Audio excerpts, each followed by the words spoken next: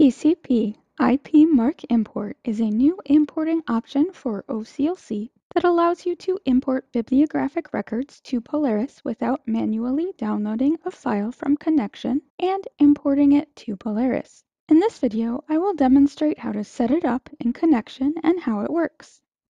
Before setting up the TCP IP MARC import, there are several limitations that you need to understand. Only final bibliographic records can be imported using the TCP IP connection to OCLC. If you import on-order bibliographic records or authority records from OCLC, you will need to continue to use the previously existing methods. These include exporting a file from Connexion that is imported via MARC Import to Polaris, or importing records from the remote database using the Find tool. Regarding the TCP IP MARC import process, all staff need to use the same import profile. This has already been set up for you. The import profile is called TCP IP Connection. It is the same import profile as the one for importing final records from OCLC. The record set names are listed on the slide. Finally, the import jobs queue does not show the name of a library or username. So you may need to check more than one import report before finding the one for your import job. Now I'm going to demonstrate how to set up the TCP IP connection. In Connexion, open the Tools drop-down menu and click on Options. Then navigate to the Export tab and click on the Create button. The new Export Destination dialog box will open. Select OCLC, Gateway, Export, and press OK. This will open the OCLC Gateway Export Local System Settings dialog box. The hostname should be ccs.polarislibrary.com. The port should be 9090. In the timeout text box, enter 90. Retries can be 1. Delay should be 0. Do not enter in settings for the local system authorization or user ID.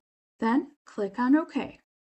Now that you're back on the Export tab, click on Record Characteristics. The record standard should be MARC 21 and the character set should be UTF-8 Unicode. Next, press OK. Click on Apply to save the settings. Then you can close the Options dialog box. Now you are ready to export a record. Only full-level bibliographic records can be exported from Connexion using the TCP IP connection. When you are ready to export a bibliographic record, you can use the same method as you usually do to export it. Export options include pressing the Action Export button, opening the Actions drop-down menu and pressing Export, or using F5. The OCLC Gateway Export Status dialog box will open. There is a current bug that prevents this dialog box from receiving a message back from Polaris. It exports the record properly but acts like it is not making a connection to Polaris. This will be fixed with the version 8.1 upgrade. You will find your import job in Leap and the client. For this demonstration, I am using Leap. Your import job will have a random letter and number combination for a file name. The organization will be Cooperative Computer Services. The user will be Polaris exec. After the import has completed, return to OCLC Connexion.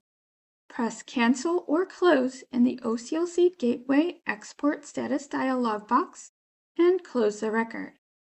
After returning to background processing in Leap or the Import Jobs queue in the client, click on your import job to open the import report. After it has finished importing, you will be able to find the record set name in the report or search for the bibliographic record that you imported to find the record. This has been a tutorial on TCP IP MARC Import. If you have any questions, contact help@ccslib.org.